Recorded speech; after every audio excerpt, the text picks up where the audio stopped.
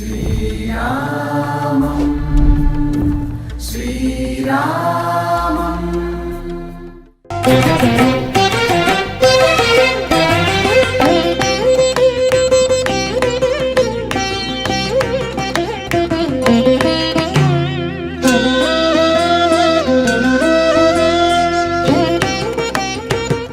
అయోధ్యలో రామ మందిర నిర్మాణంలో భాగంగా జరుగుతున్నటువంటి ఒక భవ్య దివ్య మందిర నిర్మాణం. రాములల్లా దర్శనం తర్వాత ఏ దర్శనీయ స్థలాలు ఉన్నాయి, చుట్టుపక్కల ఉన్నటువంటి ఏ ప్రాంతాలని దర్శించుకోవచ్చు అనుకుంటే అందులో ప్రధానంగా ప్రముఖంగా కనిపిస్తుంది నందిగ్రామ్.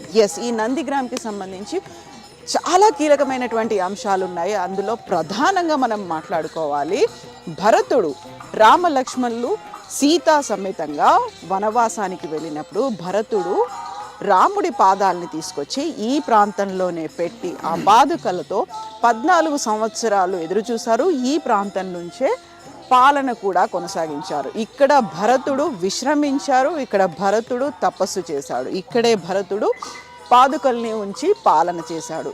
దీనికి సంబంధించినటువంటి విశిష్టతతో పాటుగా ఇప్పుడు మనం ఉన్నటువంటి ఈ రావి చెట్టుకు సంబంధించి విశిష్టతలు కూడా ఉన్నాయి. వీటన్నిటి గురించి మాట్లాడుకుందాం.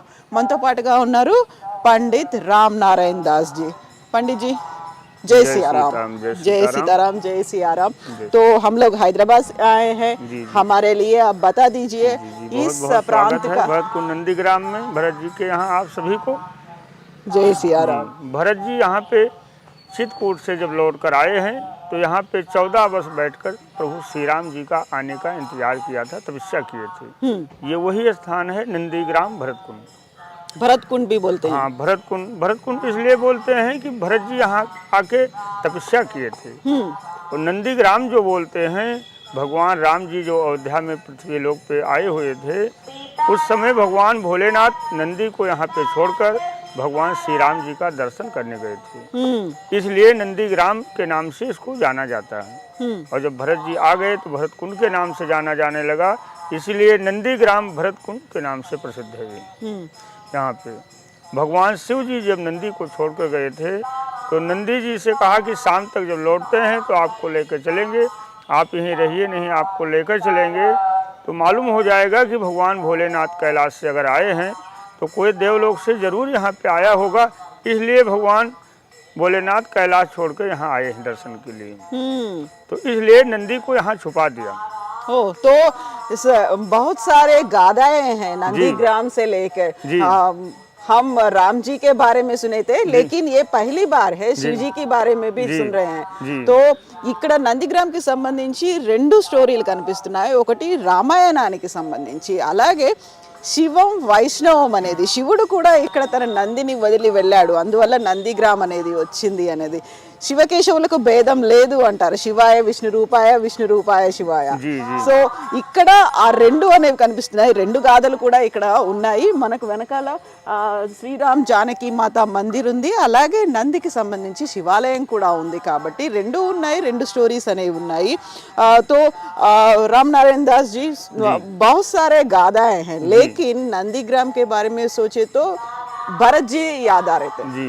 तो नंदी जी यहाँ विमुख बैठे हुए हैं। हर जगह नंदी जी सन्मुख होते हैं, प्रभु श्री राम जी के सन्मुख बैठते हैं हाथ जोड़ के कि महाराज जी क्या आदेश है, कहाँ चलना है। बोला यहाँ पे वो विमुख हो गए, इसलिए भगवान भोलेनाथ यहाँ से पूरब हो गए। पूरब जाके भगवान श्री राम का दर्शन करने के लिए तो रास्ता में जब यहाँ से फिर आगे बढ़ते हैं तो साधु का भेष धारण कर लिया भगवान भोलेनाथ और काकभसून जी। तो वहाँ पे गए कि दर्शन कर लेंगे, आसानी से हो जाएगा, साधु के भेष में रहेंगे तो दर्शन करा देंगे कि मैया महात्मा जी आए हैं, प्रभु का दर्शन करा दें, आशीर्वाद मिल जाए। तो प्रभु ने कहा कि जब भगवान भोलेनाथ मेरे इस देव भी स्वयं भेष को बदल सकते हैं तो मुझे भी कुछ करना चाहिए, नहीं कैसे मालूम होगा कि भगवान नारायण पृथ्वी लोक पे आ गए। तो उन्होंने पहरे को इतना सख्त कर दिया कि 14 वर्ष भरत जी ने यहाँ तपस्या किया, उसी तरह भगवान शिव जी ने 6 महीना वहाँ पे उनको तपस्या भी करना पड़ा। जब रोज डेली सुबह उठें और दर्शन के लिए जाएं, शाम होते ही वापस चले आएं, दर्शन नहीं मिलता था, इतना पहरा सख्त हो गया प्रभु के कृपा से। तब जब परेशान हो गए, उन्होंने सोचा कि अब दर्शन नहीं मिला तो उन्होंने सरजू के तट पे जाके अपना धुनी को लगा दिया, वहीं तपस्या करते थे।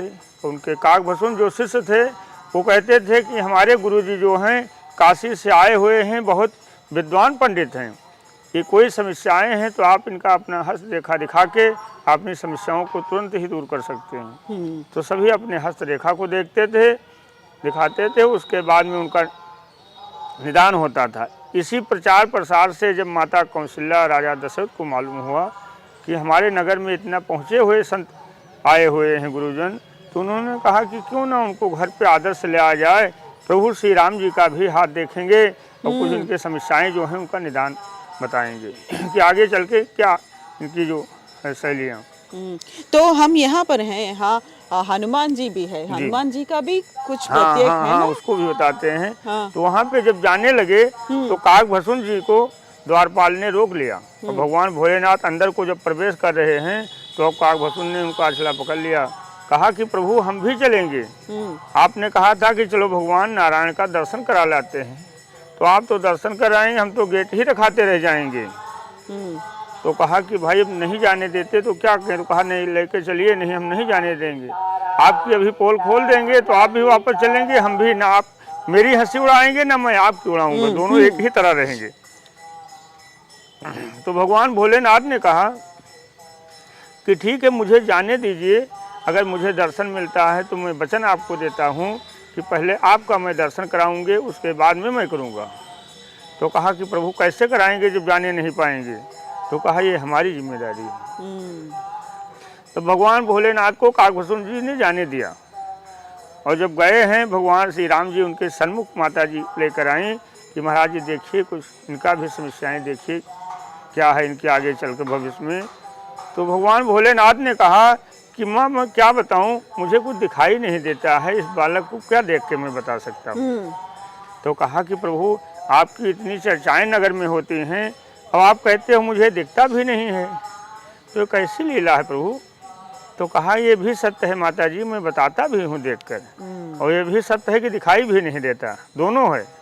तो कहा कैसे, तो कहा जो मेरा शिष्य है मैं उसके नेत्रों से देखता हूँ, इसलिए मैं बुढ़ा हो गया हूँ, मेरी नेत्र कमज़ोर हो गई, आपके बालक की जो रेखाएँ हैं हस्तरेखा की वो बहुत महीन है, और जो मेरा शिष्य है उसके नेत्र तेज हैं, वो बालक है अभी, तो उसके नेत्रों से देख कर मैं बता सकता हूँ। तो हुआ कि जब उसी के नेत्र से दिखाई देता है तो क्यों ना उसको लाया जाए, तभी प्रभु बता सकते हैं।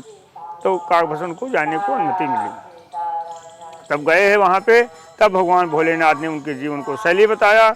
उसके बाद वहाँ से लौट कर आए तो नंदी को लेकर गए, और हनुमान जी जो यहाँ पे विराजमान हैं, ये हनुमान जी शंभु हनुमान जी हैं। शंभु हनुमान ये स्वयं के अपने आप के बने हुए हैं, स्वयंभू है। जब भरत जी ने इनको बाण मारा धौलागिर पर्वत को ले जा रहे थे, उस समय जब ये गिरने लगे राम राम करते हुए, तो भरत जी ने सोचा ये तो बड़ा अनर्थ हो गया, मेरी माँ भगवान श्री राम को वन भेज दिया, मैं कितना भागा कि हनुमान जी को गिरा दिया, राम जी के सेवक को गिरा दिया, बड़ा अपराध हो गया।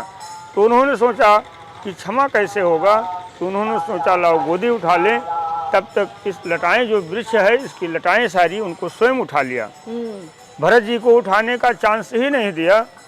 तब से इसकी लटाएं जो हैं सारी ऊपर जाके एक दूसरे से मिल जाती हैं। यही ज्ञान देता है कि कोई व्यक्ति गिर रहा है तो उसको उठाना चाहिए, उसकी मदद करना चाहिए, अपने तरह महान उसको भी बनाना चाहिए। यही एक ज्ञान का प्रतीक है, ये धर्म सिखाता है यहाँ पे। సో ఇక్కడ మనం మాట్లాడుకోవాల్సింది రెండు కీలకమైనటువంటి అంశాలు ఉన్నాయి. మనకి ఎదురుగా కనిపిస్తోంది స్వయంభూ ఆంజనేయ స్వామి. దీనికి సంబంధించి వేటకి వెళ్తున్నారు అంటే శ్రీరామచంద్ర ప్రభుని చూడ్డానికి, అలాగే సీతామాతని వెతుక్కుంటూ ఇక్కడ నుంచి హనుమంతుడు వెళ్తున్నప్పుడు భరతుడు ఆయన్ని కూలిస్తే అంటే బాణంతో కూల్చారు. అయితే ఆయన పడిపోకుండా ఇక్కడ ఉన్నటువంటి రావి చెట్టు కాపాడింది అనేది, అలా పైకి లిఫ్ట్ చేసింది రావి చెట్టు హనుమంతుడి విగ్రహాన్ని. సో దీనికి సంబంధించి ఇంకా మనకు కనిపిస్తోంది కీలకమైనటువంటి రావి చెట్టుకి సంబంధించి. సో ప్రతి చోట మనకి రావి చెట్టుకు ఊడలు అనేవి కిందికి వేలాడుతూనే ఉంటాయి, ఎక్కడ చూసినప్పటికీ రావి చెట్టు ఊడలు కింద ఉంటాయి. అయితే ఇక్కడ మాత్రం రావి చెట్టు ఊడలు అనేవి పైకి ఉంటాయి. అలా 3 రకాల ఫామ్స్లో ఇక్కడ ఉన్నటువంటి రావి చెట్టు అనేది కనిపిస్తుంది. 3 విభిన్నమైనటువంటి శాఖలుగా ఉన్నాయి. ఈ 3 శాఖలకు సంబంధించి కూడా ఒక ప్రత్యేకత ఉంది. అయితే ఈ ఊడలు అనేవి కిందికి ఉండకపోవడం అనే దానికి సంబంధించి కింద పడిపోతున్నటువంటి వ్యక్తిని ఎవరైతే కింద ఉన్నారో వారిని లిఫ్ట్ చేయాల్సినటువంటి అవసరం ఉంది. మన ధర్మం కూడా చెప్తుంది అదే. ఎవరైనా కింద పడిపోతే చూస్తూ ఊరుకోకుండా వారికి కాస్త చేతనైనంత సాయం చేస్తే వారు కూడా పైకి లేస్తారు. అలా హనుమంతుణ్ణి ఈ రావి చెట్టు ఊడలు పైకి లేపాయి కాబట్టి అవి అత్యంత ఉన్నతంగా కనిపిస్తున్నాయి. ఎక్కడా కనిపించని ప్రత్యేకత ఇక్కడ కనిపిస్తోంది అన్నది. సో ఇక్కడ లతలు అంటే ఊడలు అనేవి పైకి ఉన్నాయి కాబట్టి అందులో ఉన్నటువంటి 3 డిఫరెంట్ ఫార్మేట్స్ ఉన్నాయి. సో राम नारायण दास जी ये 3 शाखाएं हैं ना, इनके बारे में भी बता दीजिए। इसकी जो 3 शाखाएं हैं इसमें तीनों दिख रही हैं आकृतियां। इसकी जो बीच वाली है हाँ ये स्वयं हनुमान जी को उठा रही हैं, वो आकृति है दोनों हाथों से। पश्चिम और दक्षिण की जो आकृति है ये राम और भरत मिल रहे हैं। हाँ राम जी दक्षिण से आए और भरत जी दक्षिण को बैठे थे, दोनों गले मिले। ये दोनों मिलन की है, ये उठा रही हैं। पूरब जो और दक्षिण को जा रही हैं, ये लटाएं जो हनुमान जी पर्वत लेकर गए वो आकृतियां हैं। इसीलिए तीनों आकृतियां की अलग अलग विशेषताएं हैं। సో ఇక్కడ 3 శాఖలుగా కనిపిస్తున్నాయి. అందులో ప్రధానంగా కనిపిస్తుంది ఒక మధ్యలో ఉన్నటువంటి శాఖ, అది హనుమంతుణ్ణి పైకి 2 చేతులతో లిఫ్ట్ చేస్తున్నట్టుగా ఉన్నటువంటి శాఖ. అంటే కింద ఎవరైనా పడిపోతున్నప్పుడు మనం 2 చేతులతో లేపాల్సినటువంటి అవసరం ఉంది అన్నట్టుగా అవి 2 చేతుల్ని ప్రత్యేకంగా చూస్తున్నటువంటిది. ఇక మధ్యలో ఉన్నటువంటి శాఖకి కుడివైపున కనిపిస్తోంది. ఇందులో భరతుడు రాముడు కలిసినటువంటి అక్కడ హక్ చేసుకున్నట్టుగా ఉన్నటువంటి ఒక సన్నివేశం అనేది అక్కడ కనిపిస్తోంది. అక్కడి నుంచి వనవాసం నుంచి వచ్చినటువంటి ఆ తర్వాత లంక నుంచి వచ్చినటువంటి రాముడు ఈ ప్రాంతంలో భరతుణ్ణి కలుసుకున్నారు. వాళ్ళిద్దరూ ఆప్యాయంగా కౌగిలించుకున్నటువంటి దృశ్యం అక్కడ కనిపిస్తుంది. ఇక ఇటువైపు లెఫ్ట్ సైడ్ ఉన్నది, ఇక్కడ నుంచి హనుమంతుడు సీతామాతను వెతుక్కుంటూ వెళ్తున్నారు. దక్షిణం దిక్కుగా వెళ్తున్నటువంటి అంటే లంక దక్షిణం వైపు ఉంది కాబట్టి దక్షిణం దిక్కుకు వెతుక్కుంటూ వెళ్తున్నటువంటి ఒక సీన్ అనేది ఇక్కడ కనిపిస్తోంది. సో यहाँ पादुकाएं भी है ना, भरत जी यहाँ विश्राम करते रहते थे, भरत जी यहाँ तपस भी करते रहते थे। भरत जी यहाँ पे तपस्या भी करते थे और विश्राम भी करते थे। जमीन को खोदकर उन्होंने गड्ढा बना के उसमें विश्राम करते थे। इसलिए कि भगवान भरत जी जब राम जी को चित्रकूट मनाने गए थे, वहाँ पे देखा प्रभु श्री राम जी जो बट वृक्ष के नीचे जमीन पे कुशे का आसन लगाकर वहाँ पे विश्राम किए थे। उसको देखने के बाद में भरत जी ने यहाँ आके गड्ढा खोद के विश्राम करते थे कि अगर मैं भी जमीन में उनके बराबर में लेटता हूँ तो हमारी उनमें फर्क क्या रह जाएगा। हमारा स्थान तो प्रभु श्री राम जी के चरणों में है। अगर मैं भी जमीन में समतल पे लेट जाते हैं तो बराबरी की हो जाएगा। तो इसलिए जमीन को खोदकर वहाँ पे विश्राम करते थे। सुबह उठते ही जो जमीन पे चौपादिका रहती थी उस चौपादिका को प्रणाम करते थे, इसलिए वहाँ पे चौपादिका पाई जाती है। तो यहाँ पे जो तपस्या करते थे उस समय जो सिंहासन पे रखते थे वो चौपादिका यहाँ पे है। तो ఇక్కడ రాముడి పాదుకల్ని తీసుకొచ్చి భరతుడు ఇక్కడ ప్రతిష్ఠించుకొని 14 ఏళ్ల పాటు పాలన చేశారు. ఇక్కడే తపస్సు చేశారు, ఇక్కడే విశ్రమించేవాళ్ళు. సో దానికి సంబంధించినటువంటి విశిష్టత మనకు నందిగ్రామ్లో కనిపిస్తుంది. దీంతో పాటుగా ఇక్కడ ఉంది ఒక బావి. ఈ బావిలో కూడా राम नारायण जी यहाँ एक कूप है ना, भरत जी का कूप बोलते हैं, इसका मतलब क्या है, इसका विशिष्टता क्या है? जी ये कूप जो है ये 27 तीर्थों का जल है जो प्रभु श्री राम जी के राज्याभिषेक के लिए आया। उनका जब राज्याभिषेक नहीं हुआ, चित्रकूट भरत जी मनाने गए हैं तो वहाँ पे भी जल लेकर गए थे। वो जल वहाँ पे जब नहीं राज्याभिषेक हुआ तो इत मुनि से कहने पे वो 27 कूपों में डाल दिया और यहाँ पे ये 27 तीर्थ का जल एक ही कूप में स्थिर रखा गया कि लौट कर जब आएंगे तो इसी जल से राज्याभिषेक होगा। उसके बाद लेकर जाएंगे भरत जी। 27 का मतलब नंबर के 27 तीर्थों का ये जल है। तो ఇక్కడ రాముడి పట్టాభిషేకం కోసం 27 తీర్థస్థలాల నుంచి జలాన్ని తీసుకొని వచ్చారు. అయితే పట్టాభిషేకం జరగలేదు కాబట్టి ఈ ప్రాంతంలోనే ఆ 27 తీర్థాలకు సంబంధించినటువంటి జలాన్ని ఇక్కడ ఉంచారు, ప్రతిష్ఠించారు. సో ఆ భరత్ కూప్ అని పిలుస్తారు. భరతుడికి ఇక్కడ నుంచి ఆయన పాలన చేశాడు. ఆ తర్వాత 27 తీర్థస్థలాలకు సంబంధించినటువంటి జలం అంతా ఇక్కడే ఉంది. సో ఇది నందిగ్రామ్కి సంబంధించినటువంటి విశిష్టత. ధన్యవాद राम नारायण जी। जय सीताराम। जय सीताराम। यहाँ पे जो है सीताराम नाम का जो है ये धुनी भी निरंतर चलती है। हाँ, यहाँ आइए आपको दिखाते हैं। तो ఇక్కడ ఉన్నటువంటి ఇంకొక ప్రత్యేకత నిరంతరంగా ఉండేటువంటి రామనామ జపం అనేది. आइए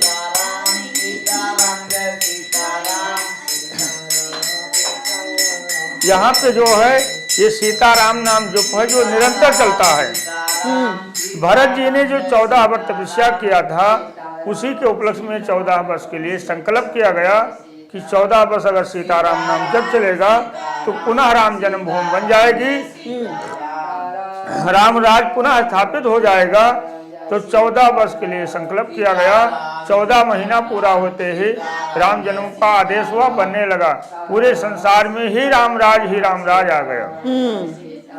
तो ఇక్కడ నిరంతరం 24 గంటలు ये अखंड दीप जो है ये निरंतर चलती है, कंटिन्यू। సో 24 अक्टूबर 2018 से प्रारंभ किया गया। 2032 17 अक्टूबर को सत पूर्णिमा पे 14 वर्ष पूरा होगा ये। సో ఇప్పటిదాకా ఇక్కడ సీతారామ జపం అనేది, రామనామ జపం, సీతారామ జపం అనేది కంటిన్యూస్గా అవుతుంది, ఎక్కడ బ్రేక్ లేకుండా.